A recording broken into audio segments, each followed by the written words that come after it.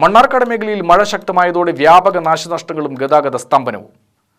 അലനെല്ലൂരിൽ നിന്ന് ഇടത്തനാട്ടുകരയിലേക്ക് പോകാനുള്ള എളുപ്പവഴിയായ കണ്ണങ്കുണ്ട് കോസ്വേയിൽ വെള്ളം കയറിയതോടെ വാഹനഗതാഗതം ഭാഗികമായി തടസ്സപ്പെട്ടു. ഞായറാഴ്ച വൈകിട്ട് വെള്ളം കയറിയതിനാൽ ഇതുവഴിയുള്ള വാഹനയാത്ര നിലച്ചിരുന്നു. തിങ്കളാഴ്ച ഉച്ചയോടുകൂടി വെള്ളം ഉയർന്ന സാഹചര്യമുണ്ടായി.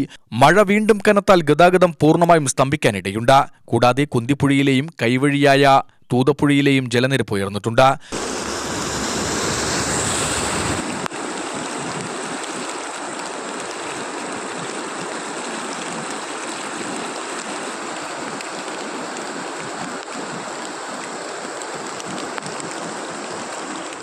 ശക്തമായ മഴയിൽ മണ്ണാർക്കാട് അലനെല്ലൂർ ചളവറയിലെ 124 നമ്പർ അംഗൻവാടിയുടെ ചുറ്റുമതിൽ തകർന്നു.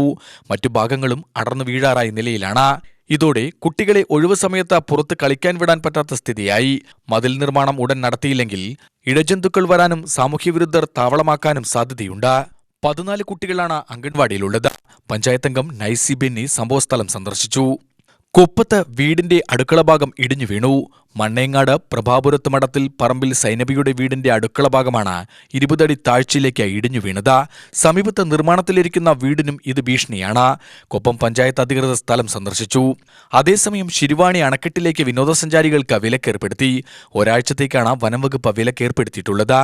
UTV news, Palakkad.